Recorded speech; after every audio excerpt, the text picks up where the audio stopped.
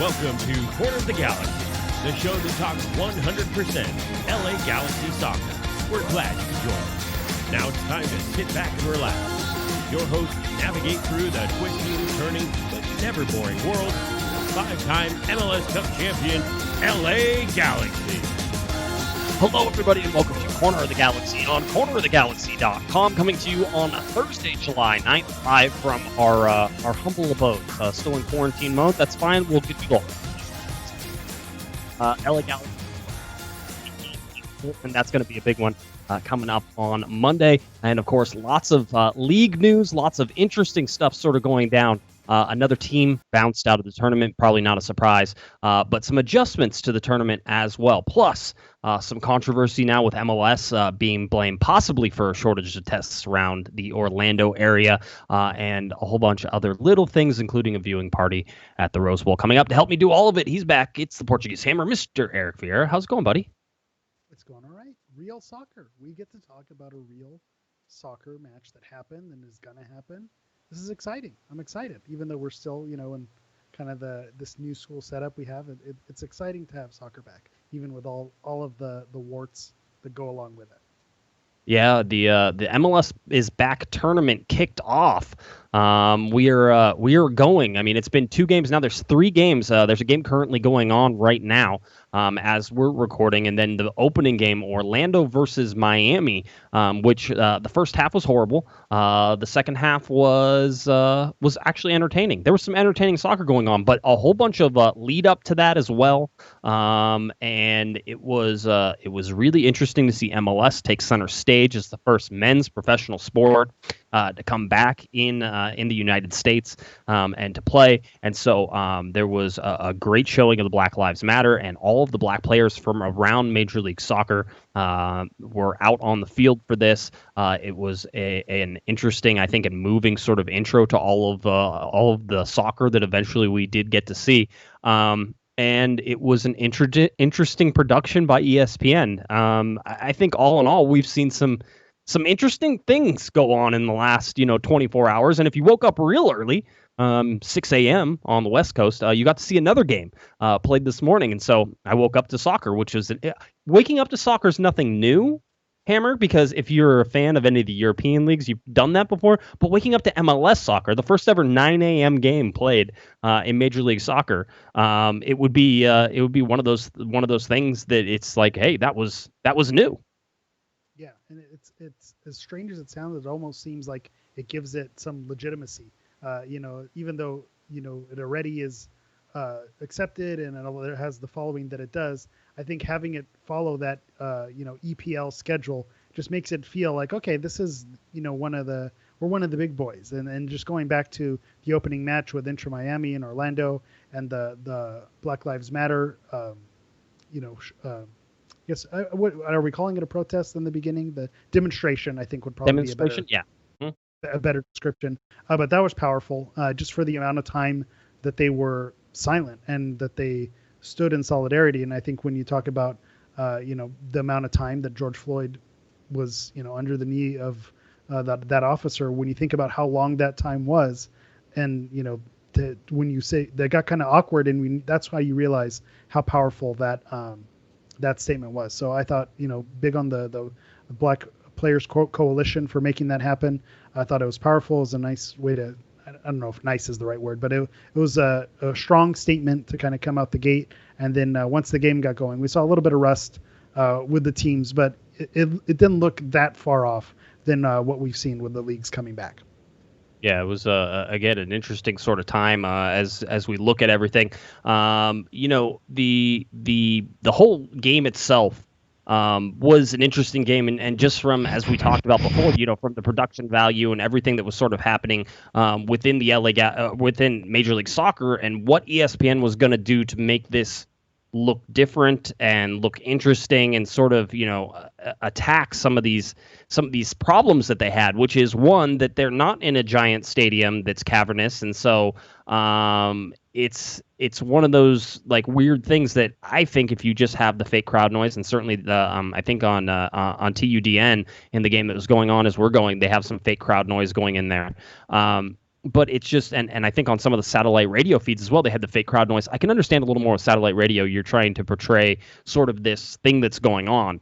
And without that sound on radio, it might be really empty. You're trying to paint a picture and, the whole thing. But if you're trying to paint a actual picture of what is going on in the game, what you're seeing from it is that ESPN embedded microphones. They have all these different camera angles, which, by the way, the biggest fail that they have in terms of anything that I saw was the fact that the high side camera can't catch the near sideline directly underneath it. It's like you can't miss that part of the field if you're setting this tournament up the way that you knew you were setting it up. It's like it's one of those things you have to sit there and say, okay, well, how do we fix this? That's the biggest problem we have.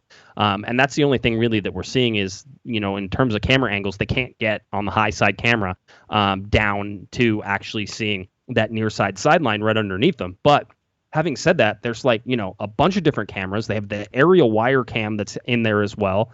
They have the fake jumbotrons, the blue screens that are showing the advertisement, the Adidas logo that everybody thought was painted on for the first 20 minutes. I was like, no, that's a projection. Look at different camera angles. So all those things. Sort of, what'd you think of it, Eric? Because I think I'm a thumbs up for the most part. Yeah, I agree. I liked it.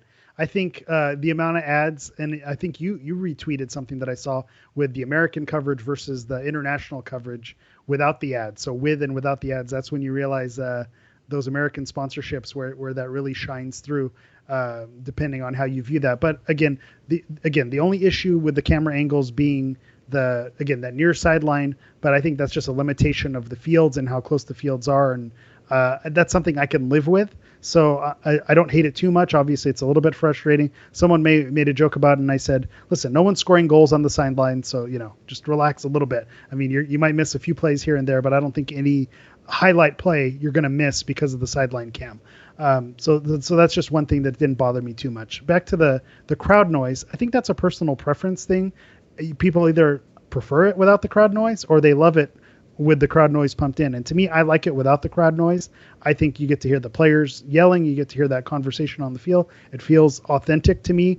I understand, like you made the great point. If it's on the radio, you don't have the visuals to compensate with it. So you need to make it feel like it's an event. Otherwise, you're going to have some dead air and it's going to be awkward. But when you have the TV viewership, you're watching the program and you get to hear what the players are saying. I remember there was a video clip when Chelsea played Man City of the Pulisic goal, Christian Pulisic's goal, and with the crowd noise pumped in, you couldn't really hear what was going on. But when they showed the clip afterward of what it sounded like on the field and them celebrating, I personally thought that was very cool. So you saw a little bit of that earlier today as well with that Philadelphia game when they scored the goal. You heard them celebrating. I remember I caught one of the players that said, "It's only one goal, let's go." So hearing that type of interaction on the field is what I enjoy. I know it's not for everyone, and it's one of those things no one's going to be happy, because if you pump in the crowd noise, then there's going to be people like myself who are upset. If you don't pump it, if you do pump it in, then people are going to say, well, I wish that we got an authentic view. So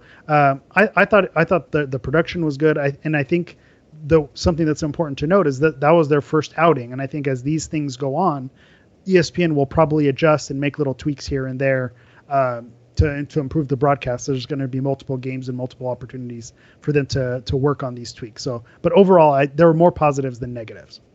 Yeah, the jumbotrons that pop up too. They have the fake jumbotron that can be at the midfield, and then they can have the fake jumbotrons behind each of the goals.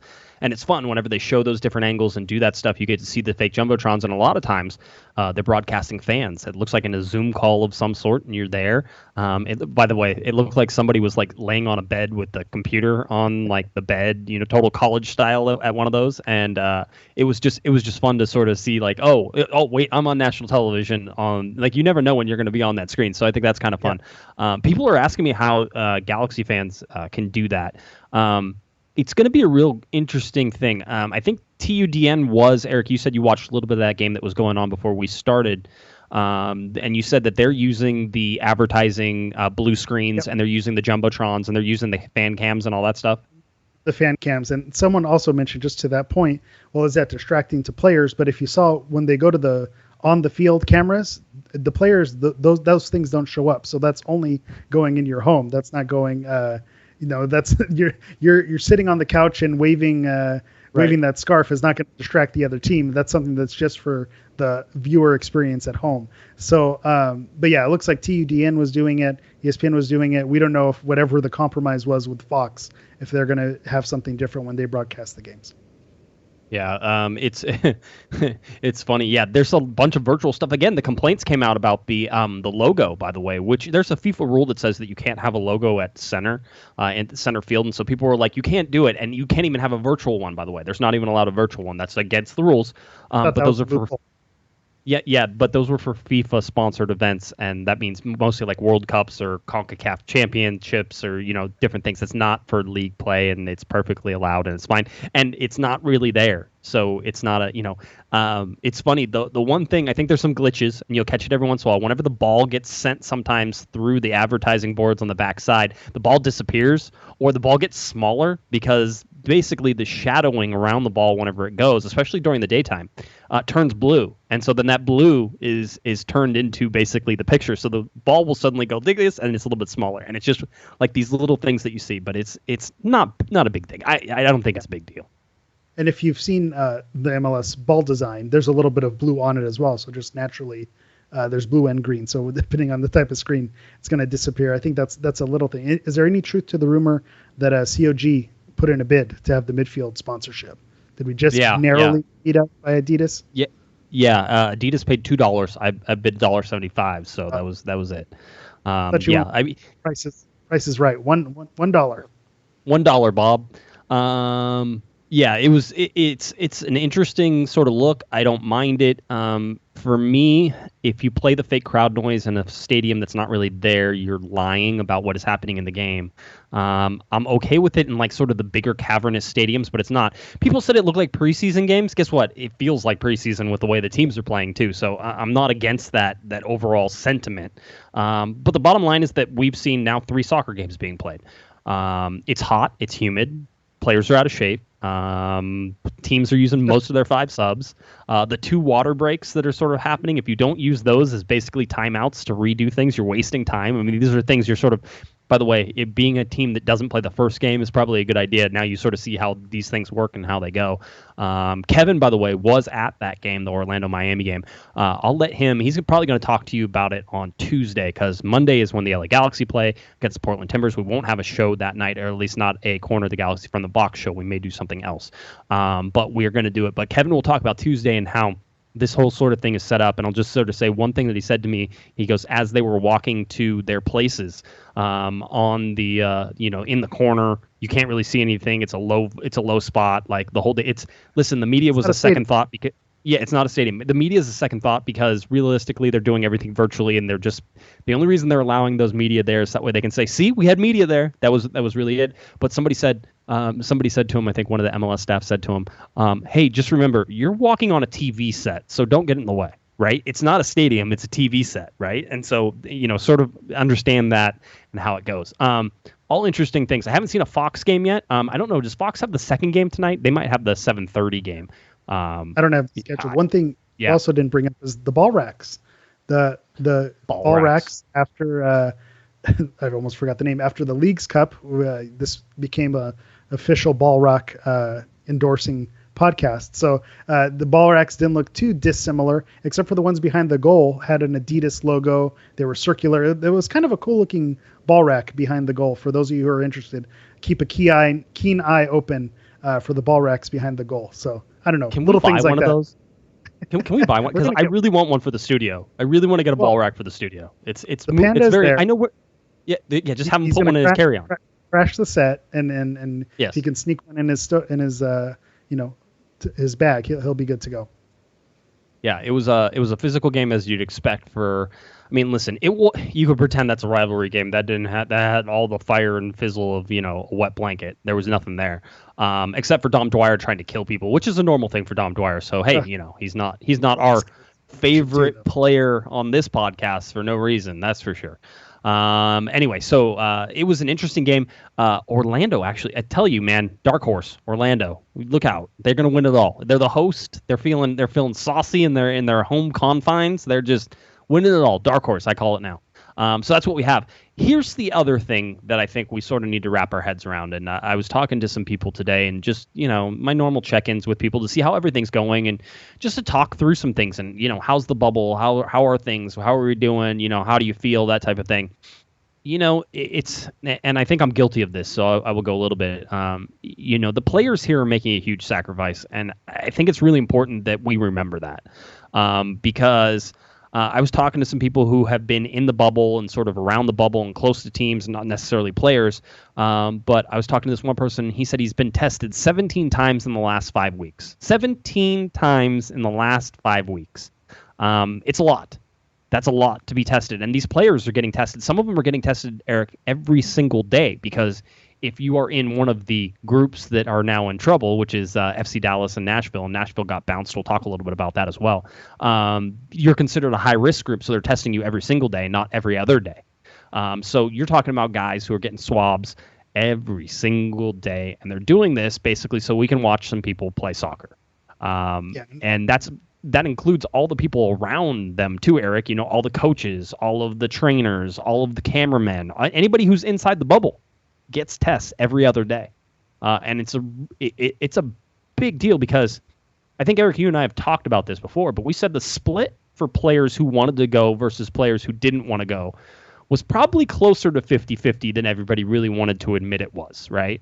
And probably the 50% that went, they were like, hey, I need this job. This is my, most MLS players aren't making millions and millions of dollars. And so it's one of those things you look at and you say, okay, is this something that, is this something that I need? And some of those guys who make a lot of money are going to say, no, it's not something I need. It's not something I need to have. It's not any of those things that are that was, all these different things. It's that, some of these guys wanted to play and some of these guys didn't, and it's 50-50. And so imagine that there are, 300 or 400 players, or half of every team that's out there doesn't want to be there. And they're doing it anyway. So, I mean, that's we have to take a little bit of a tip of the cap of that, don't you think? Yeah, I think absolutely. And I think you have to recognize that there's hesitation. I think at the open of the show, when I mentioned that I'm excited that there's soccer back, that's not to diminish the fact that there is a global pandemic happening right now, and that these players are sacrificing and taking risks to be there. And from everything that we've heard about the testing, it's not necessarily a lot of fun to get those tests. So that's another element as well. So these players are putting themselves at risk, understanding that this is something that is for entertainment, but this is their job, this is their livelihood. So, for some of them, it's worth it to them. For some of them, being in quarantine and being in their houses and apartments or wherever they live and not being able to play, that's something that probably mentally took a toll on them. So while health-wise they may be taking a risk, mentally this to get out there and play the sport that they love, to do their job, is something that probably is good for them mentally, even though there may be some stresses as far as some teams that are bursting the bubble and the risk that they're putting themselves in. But I think in the end, they're the players that went. If you talk about 50-50, if you're weighing it, everyone's on a spectrum. They were at least on the 51% saying it's worth it to them to go. So right. They're leaning more towards being comfortable there and doing it than others. So yeah, definitely a tip of the cap to those who are out there, because it's not a joke. They're going through a lot to provide this brief little distraction and entertainment for us all. Yeah, it's interesting too. The guys from Dallas and Nashville, some of them are actually glad that they're being quarantined in the hotel right now. And by the way, it seems like MLS is, and I'm not going to say having trouble, but it's a major operation to try to, get those guys, especially the teams that had 10. Dallas had 10 and Nashville had 9 positive tests from players. You can't just move people with positive coronavirus tests around places. Guess what? It's difficult. So. MLS has to keep all those guys in the hotels. So Nashville and Dallas, they're still in the bubble. They're not going anywhere probably for a little while. They may be able to test out some of the guys who aren't positive. They may be able to get those guys on a charter and send them back eventually, and maybe do that earlier rather than later. But for the guys who are positive, basically, they're going to have to wait for negative tests before they can leave there. And just the way that this disease runs its different course, this virus runs its course, it's not always just like, oh, well, it's over in 14 days. That's the incubation period, not the time that the disease actually runs itself and runs its course. And they're going to be able to test that and see how long people are shedding the virus. And by doing those tests every single day or every other day, they're going to be eventually do it. But some of those guys are actually glad they're still in the hotel, because going back to the places that they were, Dallas particularly, it's a mess. And so they would rather be in the bubble in Orlando. And it's maybe a little bit more safety. But I'll tell you this, speaking with some of the people, just because, Eric, let's say you and I got a test, and then we found out that neither of us had that test. We were both negative. And then we could go hang out in terms of we could stand close to each other. You still have to wear your mask, though, because you don't know if you picked it up between your last test and whenever we're now seeing each other. So just the fact that these guys are in the bubble, yeah, it feels better to know that there's, 25 guys all around you who have all tested, negative, and that you're pretty good. You're pretty good. You don't know for sure that you're 100%. And so that also weighs on all of that, is that these guys are in close proximity, which, we've sort of all been now, I think, trained a little bit to be like, oh, can't get too close to people and sort of standing away. These guys are doing that opposite. And so it is. I mean, all these are stressors on these guys. And you saw Ryan Hollingshead from Dallas as well, just coming out on Twitter and saying, don't stop blaming people for this stuff. This is really stressful. The information about the failed protocol, blah, blah, blah, and all this stuff. He basically said, back off on all these false accusations. You guys don't know what you're talking about, which is true probably, 50% of the time.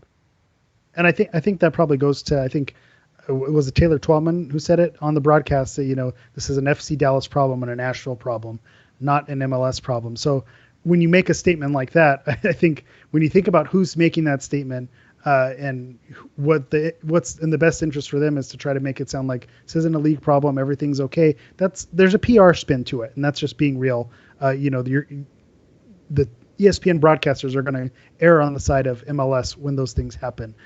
So to put the blame solely on them and say it's completely their fault, some of this, it's airborne. Maybe they took precautions and just were unlucky, unfortunate, came across the wrong person at the wrong time, or it's possible that they were careless. We don't know. And so when you have 25 people, it's possible that you could have had 5 people who were Boy Scouts and did everything by the book, and then if you have 2 or 3 and that weren't, however you run those percentages, then that's how that thing spreads and makes it happen. So if there's some way, if it's going to be hammer right down the middle per usual for them both to be right, because it is an FC Dallas problem and a Nashville problem, because those were the teams that had the most cases.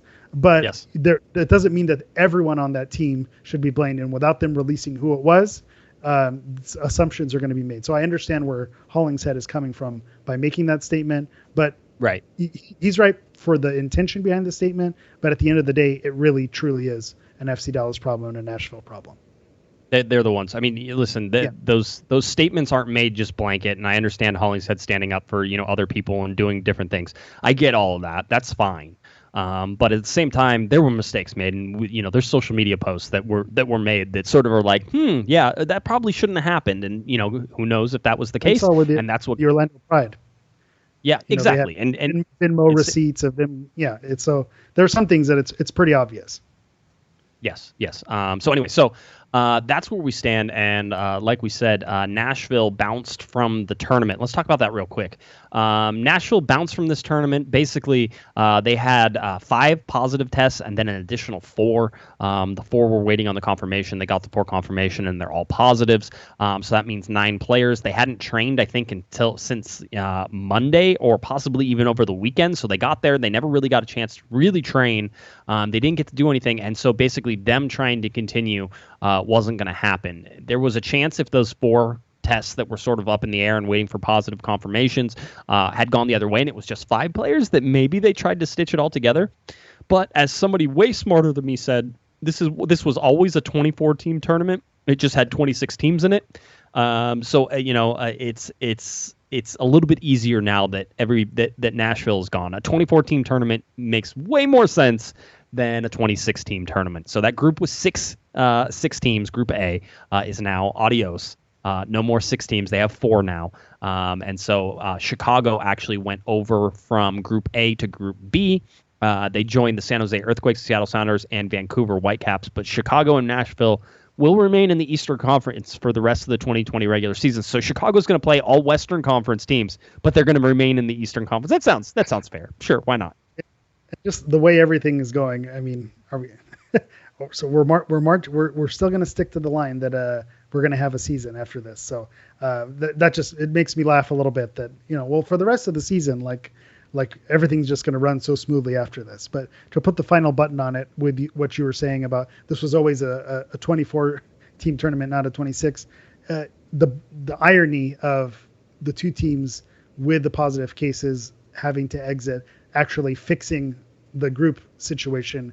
It's just kind of ironic to me, just because now we have a real tournament. It feels like you have even groups. You have the third place team situation isn't going to be as skewed. You're going to get a more accurate representation because the groups, everyone in each group is going to play each other. It really fixes the schedule, makes it easier in terms of fairness on which teams are going to come out on top. So it's just interesting that the two teams, even though the circumstances were not great, it actually was a better result in the end to have a smoother tournament. Yeah, it's going to be interesting going forward. I'll tell you who didn't exactly love this. I think Seattle is still going to be playing some early games. Yeah, they have 2 6 a.m. games. Was that the correct? The 2 6 a.m. West Coast games? I think that's correct. So anyway, an early game as well when they didn't have one. Yeah. Ugh, man. The Galaxy don't have any 6 a.m. games because ESPN and all the television broadcasters know that the Galaxy are going to bring in some viewing numbers, and so they want to bury them at the 6. Although that 6 a.m. slot / 9 a.m. East Coast time is going to pull in numbers because there's nothing else on, like in terms of sports, and you wake up and you're watching games. Listen. The worst thing that ever happened, my son, Jake, he woke up at, 4:45 this morning for no reason whatsoever, screaming. And so I was up and ready for the 6 a.m. Game, no problems, ready to go. And so I get to watch a little bit of that, and then I finished watching it whenever I got to work. So it was all interesting, but just looking at all these different things and the way that they move some stuff around, it seems like it's going to work better. Remember it changed at one point that it was going to be the top 3 teams in Group A went along, and then the 4th place team had a chance to be one of the best, quote unquote, 3rd place teams. It was all this like weird stuff. Now it's gone back to that the 4 3rd place teams, the 4 best 3rd place teams will advance into that knockout round. So a little bit better chance, I think, for the Galaxy to advance. I'm not exactly super high on their chances in this particular tournament, but saying all that, this works out a little bit better for them. I'm going to mention this every chance I get, and I'm wearing the jersey from 2016 Portugal team who had 3 draws in the group stage and managed to make their way in and win the tournament. So 24-team tournament, scraping your way in, and me being a supporter of that team, that's a good omen for the LA Galaxy, because you could work your way up and get hot at the right time, peak at the right time, dare I say it, and end up taking this thing home. So we'll see how it plays out for the Galaxy. It's gonna be fun to watch. I'm excited to see it. Looking at this NBA thing, so this article came out a little bit earlier today, and was talking about how the NBA is already coming under fire for taking away testing capacity from the Orlando area. Here's what's happening. We know that Orlando is, exploding with cases. We know that the testing lines in and around Orlando are long. They're at the Orlando Convention Center. They basically had to limit themselves to 150 tests that day.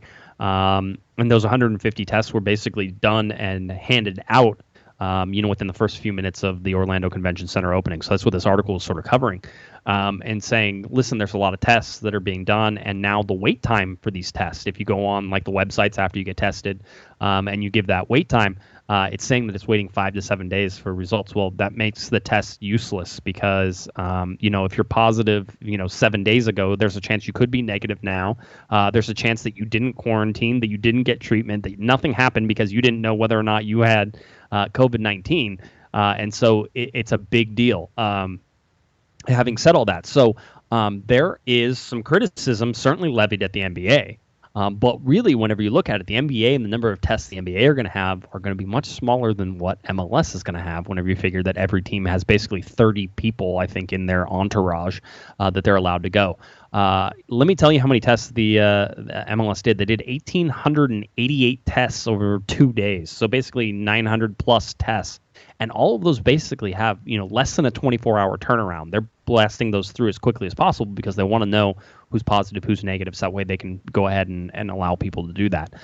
We had talked about this, and certainly Kevin, the Panda, was high on this particular aspect of it, that it could look really bad. It's going to look really bad. MLS may say that they donated tests and did all this stuff, but it doesn't matter at this point now. People are pointing out that MLS is sort of, getting bumped to the front of the line in order to get these tests done, which, whether that's true or not, the optics look bad. Yeah, and like you said, we anticipated this being an issue, and I think especially as things have not died down, I think there was that whole hope that things would slow down and everything would work itself out, but we know hope isn't what fixes things. So, I think it's just a bad look more than anything when you have 1,800 tests going through in 2 days and then 150 being handed out to the population. It's just a bad PR look. We talked about it being a separate stack, if you will, and not coming from the general supply. But at the same time, these are people who could be sick. And it goes back to that point of FC Dallas and Nashville staying in the bubble, because I did see some people saying, well, why are they still there? They're putting other players at risk. But at the same time, if they have it or were exposed to it, you can't just put them on a plane and send them back, because you're now exposing people at the plane, people at the airport, on your way there. The bus driver. Yeah. It's a whole nother can of worms. So you have to, for as silly as that sounds, it's for the greater safety of the public, keeping them in the bubble. So it's the same thing, with the people who want tests. There are people in line and they want to get those tests. So to see something happening in their home state and that's in the same city, and they're not getting the quick turnaround like MLS is, it really shines a light on that whole money talks aspect and the inequalities that come across. That if you have the money and you're putting on a league, then you can make that turnaround faster. But otherwise, if you're just some regular casual fan or casual citizen, then you don't get that same priority. And I could see why that just becomes a PR nightmare, and where this could come under fire if it really is something that people want to push. Yeah, and let's be clear, or I'll be clear. You don't have to join me on this. This is a failure at governmental levels, both national and state, that the problem has gotten this bad in Florida and in other places around the United States. So, this is I don't know. This was predictable, and you're in the predictable area, and I don't know how you can sit there and say, well, we didn't know this was coming, and we didn't know it was going to be this bad, because you did, and you knew, and it's the whole thing that's going on around the United States. Is you can't say you couldn't do it. There's other places around the world who did it. It's just that's really where the failure comes in on this. So the MLS testing information that we have and was released on July 8th basically said that during the periods from July 7th to July 8th, 1,888 players, coaches, referees, club staff, league staff, and other individuals who were part of MLS's back tournament delegation at the host hotel in Florida have been tested for COVID-19. Of that group, 4 individuals tested positive, all coming from 2 different clubs. We know one of those clubs is the New York Red Bulls. That was reported by, I believe, Paul Tenorio and Sam Stejskal of The Athletic. I don't know, and I haven't seen if it was the other 2, but I haven't been on Twitter this afternoon, so I wasn't exactly paying attention. So there's another team out there that has positive tests. I don't believe it's the Galaxy, but I haven't been told it's not the Galaxy. So you just sort of got to wait and see what happens and how that all comes about. So again, just to keep that up to date, they release those every other day. So the next one should be coming out on July 10th, where you'll know the how many tests they ran and how many people tested positive. The big thing to avoid here, Eric, would be the communal spread within the bubble, right? Which means that people are getting sick from it from inside the bubble, or bringing stuff from outside the bubble into the bubble, and then people inside the bubble are getting sick. That would be what stops this tournament. We haven't seen that. And let's be very clear about that. We haven't seen that. It seems like both of the teams that probably had positives brought that from outside. In these last ones, we know that Nashville and Dallas brought it from outside. This was a Dallas problem and a Nashville problem, the cities themselves. And that's where it came from. So everybody's saying, the Nashville expulsion says that's why we should end this tournament. No. Okay, I understand where you're coming from. First of all, you can argue that this tournament should have never been played. I think we covered that without playing, lots of people would have lost their jobs. I don't know if that's a good thing or a bad thing, a good argument or a bad argument. If you could have hit the pause button on the entire economy, everywhere and just let everybody float for a couple months, maybe they don't need to play this. Maybe it doesn't need to happen. It's certainly a good argument about society and different things that you want to look at. So I don't want to get into that part of it, but this right now, the bubble seems to be holding. People talk about the bubble being burst, and it has not burst. It has not been pierced. And in fact, some players are saying that they actually feel MLS is doing a good job containing Dallas and containing Nashville, and that people aren't getting sick from them. So they feel like the protocols that are in place are probably working. Who knows if that's just the idea that you have to tell yourself when you're in the bubble, but yeah, I think that's definitely a psychological part of it. I think you have to try to convince yourself that you're in a safe place. Otherwise, it's going to drive you insane. So I think that's definitely part of it. The other thing is, there are some who want to dance on the grave a little bit of MLS and say this is a disaster. Look, there's positive cases. This shouldn't be happening. And they could probably hold on that for probably a week or two. I think once you have the first round of games, all the teams have played their games. They're all already in the bubble. And then if you still have positive cases after that, then you could say, okay, it's a disaster because it somehow spread within the bubble. But until that happens, it's one of those, the Schrodinger's cat. I think we've had an episode named it is until it isn't, right? It's right. If it both is and isn't at the same time. Yeah, you can say that it's a disaster and it shouldn't have happened if you have positive cases. But if you don't have positive cases, you can't say that it shouldn't have happened. So I think we're a week away, or a week or two, 10 days away from finding out if this was a good idea or a bad idea. Because if 10 days from now there's no more positive tests, everyone's contained, everyone's keeping their distance, staying safe, then you can call it a success. It's going to be. I still expect to get one or two. And that's the thing. And by the way, people who want to dance on the grave of MLS, if there's positive tests and if it blows up, you can easily say, well, it's not like we couldn't have predicted this, right? I mean, you and I can sit here and say, well, I could have predicted that. Yeah. It's a possibility. We all understand that it's a possibility. That's not the argument here. The argument is that they think they can do it safely. And I would still think you're going to get like one-offs. You're going to get one here and one there. And where did it come from? Nobody knows. Right, but it's not a whole team. It's not a bunch of members. It's not 7 members of this team suddenly test positive for COVID. I don't think that's going to happen. I feel like the protocols that they have in place are probably stringent enough, and the testing is frequent enough that it's going to be okay. But still, that's what we're watching. So you're going to watch these games, and you should enjoy these games. One player I was talking to said, we don't want people to feel bad about us out there playing. We want people to enjoy them. If we're going to go out there and play, we want people to enjoy it. I know that's where I landed on it is, for those who are maybe think this shouldn't be happening, I don't think there should be any shaming or blaming anyone for enjoying the fact that there's soccer on. I mean, I brought up mental health and the state that a lot of these players were in for not playing, and as silly as it sounds, and it's something that we've discovered from being in this quarantine and in this lockdown, is that sports bring a little bit of joy and a little bit of satisfaction when you don't have anything else to focus on. It provides that. So if that provides that, that's okay. It's okay to like it. It's okay to enjoy it. It's okay to tweet about it. It's okay to call your friends, to text about it. It's fine. I don't think anyone at this point is rooting for anyone to get sick and wants this virus to spread any worse than it is. So no one's doing this with bad intention. So I think that's where you have to look at this. Is no one's trying to harm anyone else. We're just looking for that positivity and hoping that all works out. Well, saying that now, we get to let's talk about happier things. Let's look at this as we're getting closer to a game where the LA Galaxy are going to play. It's going to count. Points will be awarded. All sorts of things, are going to be happening, and you can be excited about that, and you should be excited about that. Let's talk about the LA Galaxy. I don't know exactly how to approach this. I think I'm just being honest. They launched the Together at Home collection.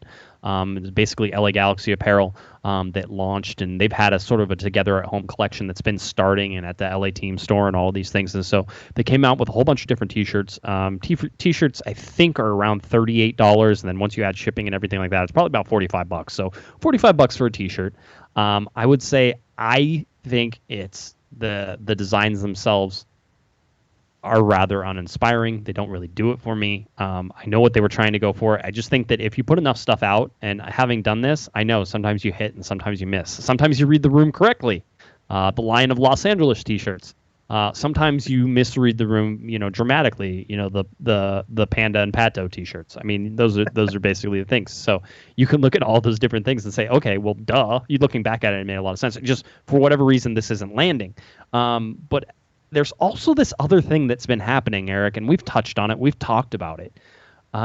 The independent apparel that's coming around is just better than the stuff that the team is putting out, and I don't know how you get back on top of that.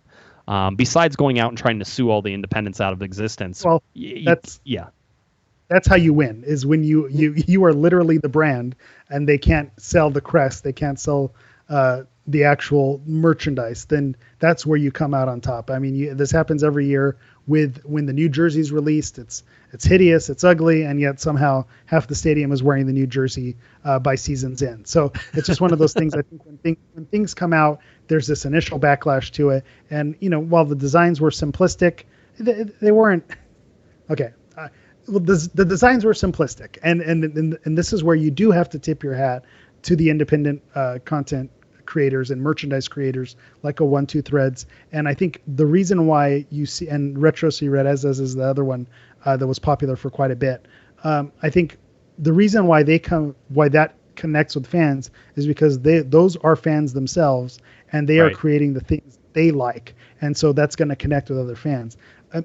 As much as we love the LA Galaxy and we support the club, the people in, I'm going to quote the Panda, the call's coming from inside the house. The people inside the organization are never going to have the same love for it that someone who is a fan and an aficionado, can't even speak. Someone who's a fan and aficionado of the club is going to put a little bit more heart into it than someone who's creating it as a job. And I think that's where you see some of the independent merchandise has a little more kick to it, a little more bite to it, and is a little bit more likable because it's not, we shopped through the MLS store clearance this week because they had a sale.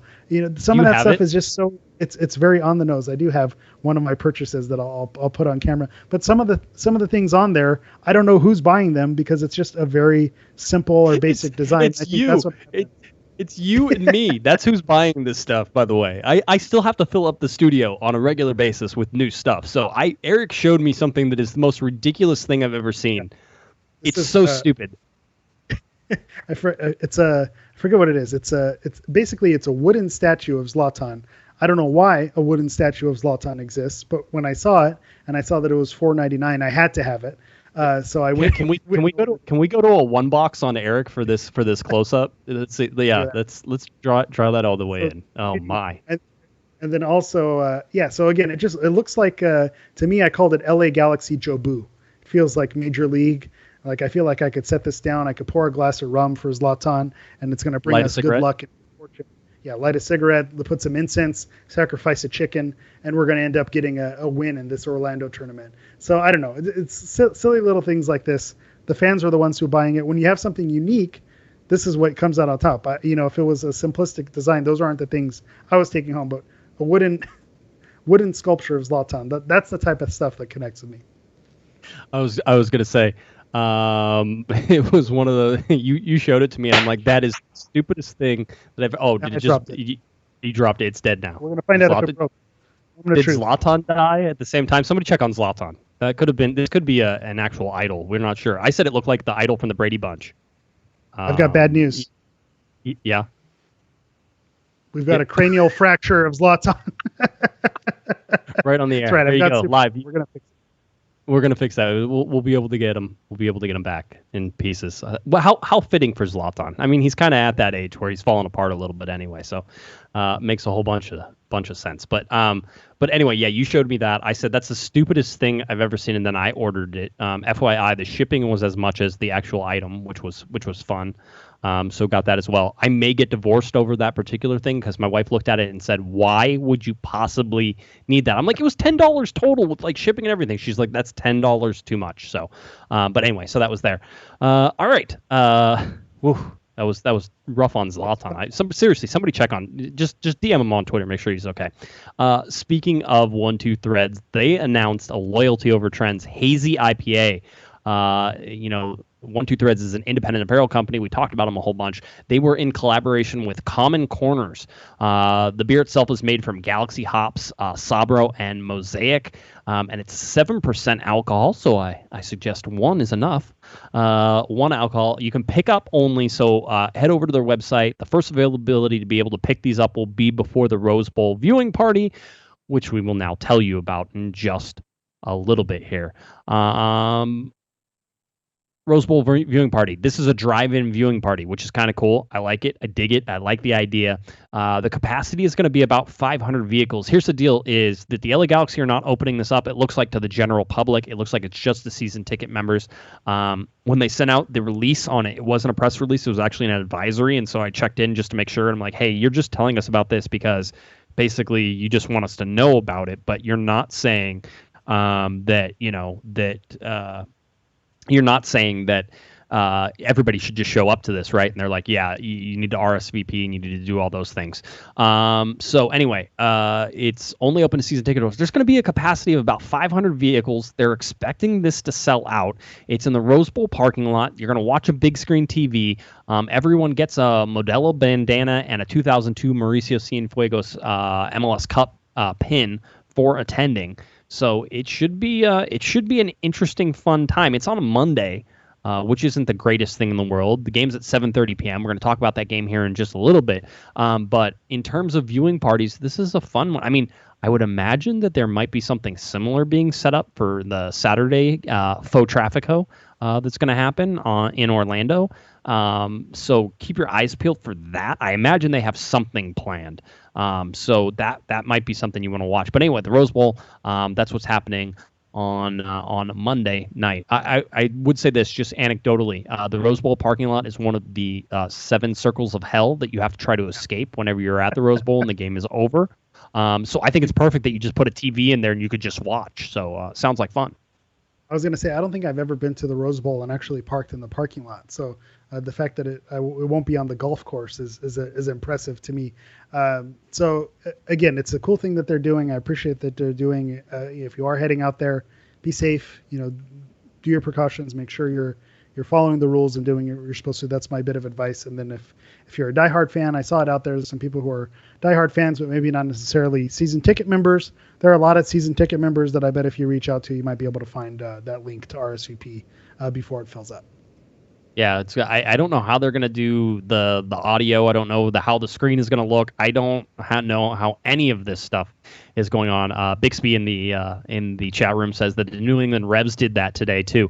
They did. You could see people actually parked on the Gillette Stadium field there. It was kind of cool that they got to park, sort of in the stadium, and then they separated. Everybody, I think, moved to like the right of their car, so you could sort of tailgate next to your car but you had to like stay to the right of it.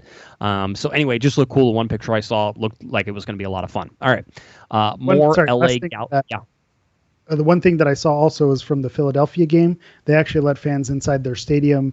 They brought their own lawn chairs, and they flagged off little zones on the actual field itself. So I thought something like that would be pretty cool. If anyone from Galaxy organization is listening, we love all your T-shirt designs. And if you have something like that where you let fans in the stadium, that probably would be a lot of fun. I was going to say, well, the one way, of course, to always change our minds on all these designs, just send us free stuff, right? Because then we know that's not true. We'd accept the free stuff, but we'd still have our own opinions on that. That's right. I think that's what we should do. Yeah, I was going to say El Silencio Mezcal would like a word. Hey, that was good. It was fun. All right, and I enjoyed that. So that was a truthful review. I would like to remind everybody that was a truthful. You had a good. It was fun. I enjoyed it. They gave us free alcohol. It was perfect. Let's go now to a little LA Galaxy news before we get you to the Portland and LA Galaxy game. Kevin Hartman, real quickly, named the LA Galaxy Academy Director. Remember, Hartman was on our show. We got to talk to him. We talked about the Girls Academy. At that time, we didn't know it was going away.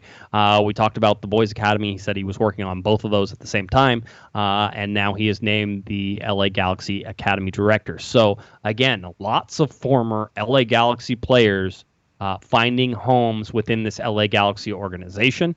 Hartman says, I'm excited to continue to play a role in the development of some of the most talented youth prospects in North America. Youth development will continue to be a staple of success for the LA Galaxy, and I look forward to supporting our academy to ensure we're developing quality people on and off the field. So just an interesting sort of turn there. And the Galaxy Academy now, with the additions of Juninho and Marcelo Sarvas, and now Kevin Hartman as the director there. There's some winning LA Galaxy minds within that academy, and I like that. I like that mentality of you're not just playing for an academy club, you're playing for the LA Galaxy Academy Club, and that means something, and that's different. I think bring the kids up that way is an important way to getting them adjusted to professional soccer life. I think that's super important. Yeah, the winning mentality. It's one of those intangibles. How do you teach it? How do you coach it? Unless you've done it, there's no way to explain it to other people. So having someone like Kevin Hartman, who's been with the organization a long time, seems like he got some good experience and some good reps with the time that he was with the Girls Academy, and then bring that in, of course, with the championship pedigree of Juninho and Sarvis. It feels like a winning combination that they're bringing in those, the alumni to take care of. And if we're being honest, it's a little bit of a low risk situation. They're not really gonna. This sounds bad when I say it. They're not going to cause a lot of damage, in the academy. I think they're only going to be positives. You're going to be able to, find some talent. And they're gonna improve from working from there. I think it's a good thing. Yeah, TDM in the chat room says, "What's the barometer of success for the academy? Develop talent." Yeah. That's it. And the percentage doesn't need to be super high. I mean, when you talk about the Galaxy market, the first team is a global market, and you're able to buy players and bring players along. So when you're talking about academy talents, if you can get 1 or 2 players per year on the first team roster, that's the success. So when you look at the percentage, you look at how many kids are in the academy and how many need to make it to the first team. It's not a high percentage that need to make it through for it to be a success. No, not at all. All right, ladies and gentlemen, boys and girls, something is about to happen that has not happened since before March 7th, I think. It's something that I know the Hammer has missed. I know that you have missed. And so we're quite honestly, we're ecstatic that we can bring it to you. We have not had a dramatic preview since the LA Galaxy played the Vancouver Whitecaps. That was on March 7th. That was a 1-0 loss, if everybody remembers that. It was also a 10-man LA Galaxy game, thanks Joe Corona. And Jonathan Dos Santos went out at the half. So having said all of that, I bring to you for the very first time since the COVID shutdown, the Hammer's dramatic game preview. Here you go. Take it away, Hammer. MLS is back, and that means that we get to watch some real, live, competitive LA Galaxy soccer. Your LA Galaxy opened the tournament this Monday in perhaps the unhappiest place on earth, Orlando, Florida. Pandemics, government shutdowns, and injured captains, be darned, the show must go on. ESPN's Hollywood Studios giving in-depth coverage and angles like the people will be able to hear the voice of all of their glory while they whistle while they work. Speaking of dwarves with wooden tools, the Portland Timbers will be missing many of their teammates. Can Larry, Chara, and company push the Galaxy to their edge? Or will they be caught in the counterattack of our young team? So let's all hope for a couple of extra magic hours as Christian Pavone and Chicharito hope to turn the MLS Backus tournament into their own Magic Kingdom. All right. I was a bit rusty. I like it. Well, it's I could feel, just like the game, you need a little bit of time to get back into this flow. It's tough. It's not easy. Plus, really, you're doing it for the first time, like remotely, and I know that it's different. So I understand that it's distracting. I'm sitting over here making faces. It's just, it's good, but I like it. You got people popped up. I think everybody's ready to go. This is you're allowed to get it. Again, we're giving you permission. You're allowed to get excited about soccer. You're allowed to get excited for this game. The LA Galaxy, like we said, coming off of a 1-0 loss to the Vancouver Whitecaps back on March 7th, but Portland won 1-0 over Nashville up in Portland on March 8th. So if you look at the standings right now, the LA Galaxy currently sit 10th in the Western Conference. And remember, these group games actually count. It's funny, the Eastern Conference standings moved. And I was like, oh my God, there's movement in the standings. So we haven't seen that. This this is crazy. You see people play 3 games, all of a sudden you're like, oh my God, things are happening and it's moving. So in the Western Conference, the LA Galaxy sit in 10th. They have just 1 point from 2 games. Obviously, the draw with the Houston Dynamo, Christian Pavone with the goal, David Bingham with the assist. We were going over some of the stats before all of this stuff, and we were talking about some of the just weird things. We'll talk about it. But the guy who leads shots for the LA Galaxy is no longer with the LA Galaxy. That would be Alexander Katai, and I remember talking about him through the first 2 games, saying he's really been the only bright spot for the LA Galaxy. I know he hasn't played that much. He didn't make the 90 minutes. But he was creating offense. It just wasn't on target and rarely was dangerous. So looking at all that stuff, you have Portland, who sits in 8th place in the Western Conference. They have 3 points. So they're, 1-1-0. The LA Galaxy 0-1-1 as we go forward. So that's where we sit with this particular game. What do you expect from this game, Eric? I'm going to say it's going to be more akin to a preseason game. The 5 sub thing is going to be different and difficult for Gamero Schelotto. What are your feelings? I've made no bones about being an absolute unabashed homer on this podcast, and so it's very difficult for me to be negative and to not go in with a little bit of positivity and see how the Galaxy could perform well. Seeing that Portland isn't missing, they don't have anyone who's missing from their lineup, or at least no key starters. They have Diego Valeri, they have Sebastian Blanco, Andy Polo, Diego Chara. They have all the key players. Steve Clark, their goalkeeper. They did lose their opening match to Minnesota, but they left on a high note with a win at home. I just don't think a team that is still intact, that hasn't had to deal with players, either being gone to injury like Jonathan Dos Santos or Katai, who someone led the team in shots but is now no longer on the team. I don't see how the Galaxy is going to, really look dominant in this game. Is it possible? Who knows? With the way this tournament goes, saw Miami looked like they weren't in the game, and then they looked for a portion of the game like they were dominating. And so you never know how it's really going to go. Sometimes the minnows have a chance, and maybe the Galaxy will be fortunate. But I just think with the talent and the experience that Portland has, having very little disruptions to their lineup, I think Portland may come out on top. And unfortunately, when you read the tea leaves and look at some people were calling this a group of death, you just hope that this isn't a 3 and out for the LA Galaxy, because I could see that happening. I'm rarely negative about the team. Try to give our listeners some hope and what's the positive that could happen, but I just don't see it working out unless it's just on the shoulders of Pavone, and Pavone just sets the field on fire, and Chicharito finds his scoring boots. I can see a situation where that does happen. I don't feel like that's likely. Yeah, it's difficult to say, and again, we talked about the scrimmage last time, and I know we were a little harsh, perhaps, for a scrimmage, but the one thing you were looking for from the scrimmage was team chemistry, and then none of the guys played together, so you were like, oh, okay, so they still don't have team chemistry. Cool. Chicharito has to get off the block on this. Not having Jonathan Dos Santos in the midfield means that, Diego Valeri is probably going to, dominate that midfield.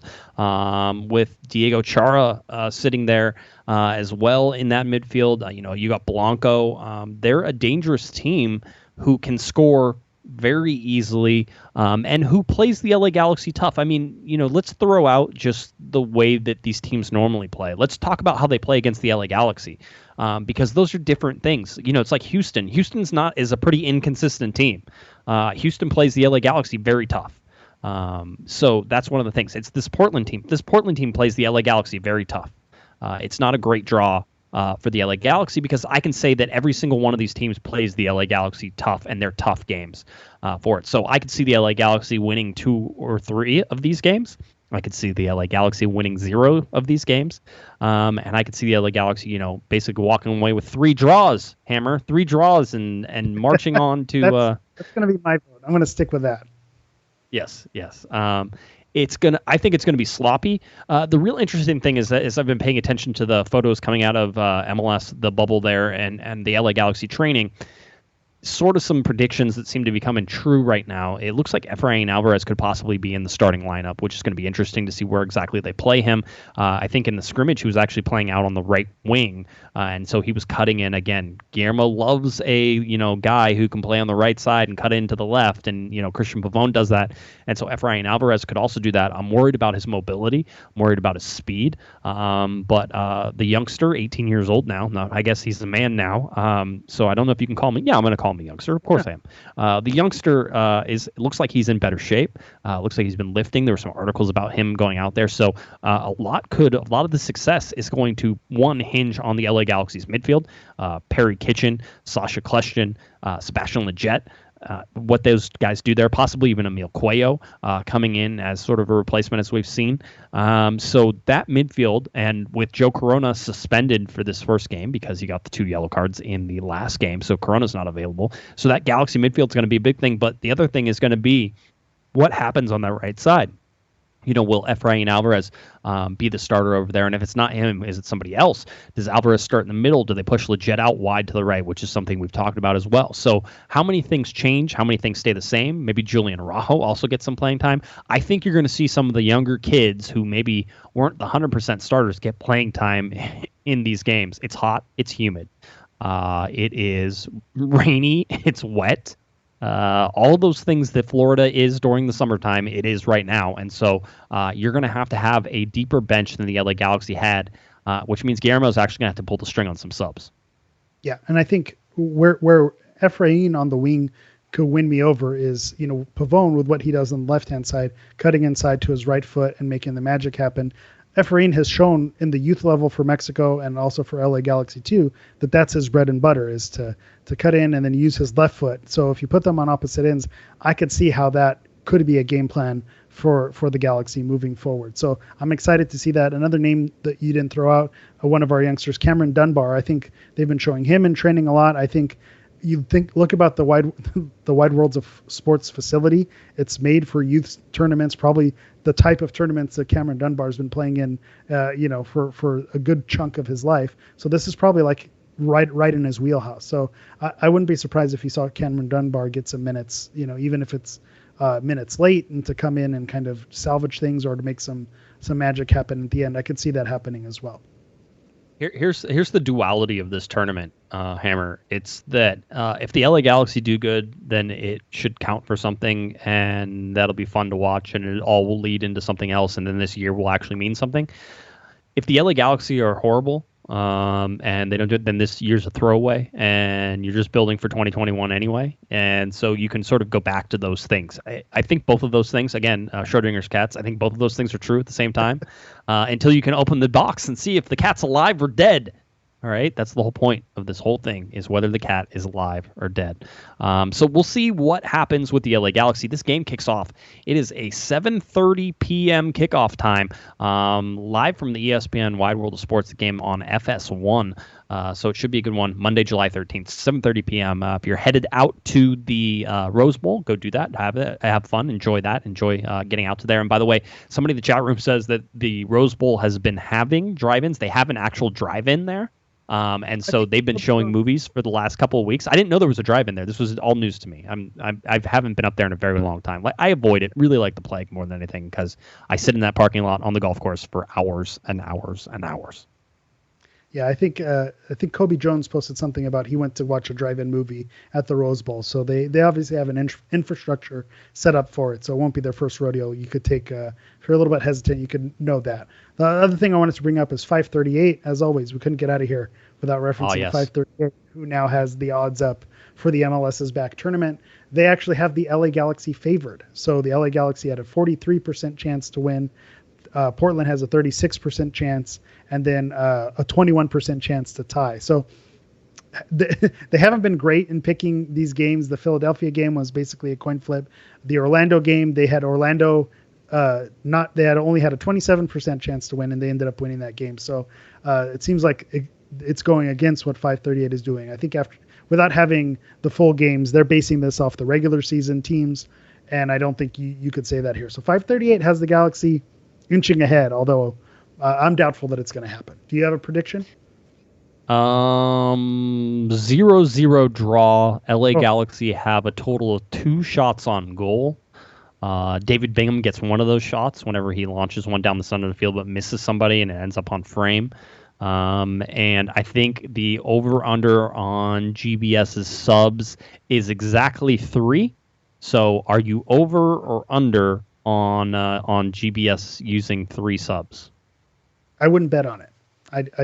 That's a push. I think it's going to be 3 3 seems exactly. like a push, right? Yes, I know. The 3 seems like a push. Always fun. Always a good time. I too am picturing, I'm voting for, I'm going for a draw. So I'm hoping for like a 1-1, 2-2, but a 0-0 draw definitely seems like it's in the cards. I think the bigger deal about all this is watching the chemistry. Let's see how it builds. Getting Chicharito into this game. Over under on number of crosses in this game. The LA Galaxy launched that. Over under is 20. Oof, that's a good over. I'm going to go over. Over. Wow. So like 21, 22. Yeah. So, it might be under.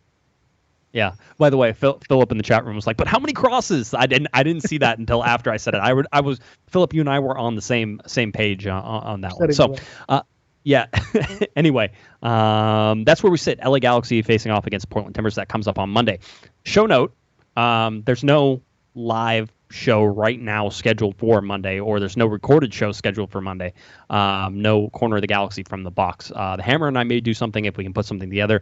Don't know if that's going to work, so we'll just sort of keep you updated on that. But right now, Corner of the Galaxy from the box scheduled for Tuesday instead of Monday. So we're going to have to move things over a little bit and slide things down. And then, of course, we'll have our normal show on Thursday because the LA Galaxy play in that Faux Trafico on the 18th on that Saturday. So we'll get you ready for that one. So it looks like Hammer might have to do a Faux Trafico, game preview for that one. So maybe you should start practicing now. What do you think? Yeah, given the rust that I had on this one, I'm definitely gonna have to give it a few more reps, and then also given the history that my El Trafico game previews seem to make the rounds as well in some Reddit circles. So I'll have to be careful and make sure I choose my words carefully. No, you won't. You don't care. You like that they talk about you. That's how it works. I do love it. All right. I love showing up in another team's Reddit thread. Reddit thread? Yes, that's absolutely correct. All right. Anything else you want to get to, or should we wrap this one up? Well, we had a Twitter question from a concerned listener at Sophie? Soccer Diva. Yeah, Sophie's been in the chat room too. She's been over here, so she's been lifting. What Twitter question did she have? So she was talking about the heat and the humidity, and how people aren't necessarily making a bigger fuss about the medical attention situation. We kind of brushed over it with Reyes in the Miami game. And so how do we think, that's going to work? And also the players doing interviews with masks. Yeah, I mean, the mask thing is going to be listen, it's a PR move for sure. They're also being extra super careful with all this stuff. You can't have 2 teams bow out and then you play loosey-goosey with the masks. So I don't like it. I personally think that if you're I think what you should do, if you were correct, is that you sit down for the interview and then you take your mask off. Maybe you let it hang from one ear. It's like, yeah, I have my mask. We're doing an interview. Nobody's around me. We should be okay. That type of thing you could do. But at the same time, I understand why they're giving that visual. So I understand that. The Reyes thing, though, the actual medical part of it, that's a much bigger deal. Why did it take so long? I mean, I think it took them 4 minutes before they even showed up for the stretchers, and people were like, "Hurry up, get over there!" The guy looked like he was knocked out for a little bit, or at least laid out. I came downstairs right after that had happened, so I kind of missed some of it. I missed the foul, but I definitely saw the commotion that was going on, and it looked really bad. You could tell the players were concerned. When Juan Agudelo had to help the stretcher crew, that's a bad sign. The players shouldn't have to go out there and push the stretcher out to get it moving faster. That was a bad look. And then with the masks, it's a PR move. I know it's a PR move. I think the people who are in favor of wearing masks are on board, but I think all it did is anger people who are, what's the show? They're just putting on a show. You don't really need to wear the mask. It is what it is. It's sending the message that people should wear masks, and I don't think there's anything wrong with that. And then the humidity, that might increase the amount of subs. So we'll see if 3 is the right number for Guillermo. I don't think he goes over 3. I don't think he ever knew or ever thought of using forceps in his entire life, and he's not going to do it now. The other part about it is Reyes. People were asking, did they treat him inside the bubble or does he go outside the bubble? That was actually discussed, and so Reyes actually had to go outside the bubble to a hospital. They looked at him and they said basically everything looks like fine, doesn't look like anything's wrong, and so they sent him back. So just observationally, they looked at him, checked him out, made sure everything was fine, and they sent him back. Here's the thing: he was outside the bubble, coming back inside the bubble. Coronavirus tests, so he has to now be tested. I think he has multiple tests before he can then be cleared negatively for the negative, and then he can return to training if he's healthy and ready to do that. So whenever you get hurt, if you have to go to the hospital and you have to go outside the bubble, then upon re-entering the bubble, you're quarantined, you're tested, all that stuff has to happen again. So some really interesting stuff, and as always, the wonderful and amazing Sophie with some great content, even whenever she's not on the show. So love you, Soph. Thank you for that. All right, you good? I'm good. All right, Hammer, tell people where they can find you. We'll go. All right, as always, you can find me on Twitter at GASHammer. You could also find me on Instagram at Galaxy Profile. That's Galaxy PROFOUL. You could always catch Cosmo SC and Liga G action this weekend on Twitch. Visit cornerofthegalaxy.com. Click on the Liga G96 page. All right, if you're looking for me on Twitter, it's at JGuesman, JGUESMAN, and of course at Galaxy Podcast. Head on over cornerofthegalaxy.com. All of our podcasts are there, our articles, our game previews, all that stuff, and the coverage. I'll certainly be there, and we plan on being awake and attentive for that post-game press conference after the fourth game. LA Galaxy versus Portland Timbers, Monday, November 13th, 7:30 p.m. The Rose Bowl viewing party is available to you as well if you're a season ticket member. All right, for Eric the Portuguese Hammer, I'm Josh Pato Guesman. You've been listening to Corner of the Galaxy on cornerofthegalaxy.com. Have a great one, everybody. You've been listening to the Corner of the Galaxy podcast on cornerofthegalaxy.com. You can follow the show on Twitter and Instagram at Galaxy Podcast. And be sure to check out and subscribe to iTunes, Stitcher, and Facebook by searching for Corner of the Galaxy. Fans, we thank you for listening, and we ask that you be kind and courteous to your neighbors as you leave the podcast. We thank you for joining us and look forward to seeing you again. Until then, I'm Michael Araujo, and on behalf of the entire Corner of the Galaxy crew, goodbye, everybody.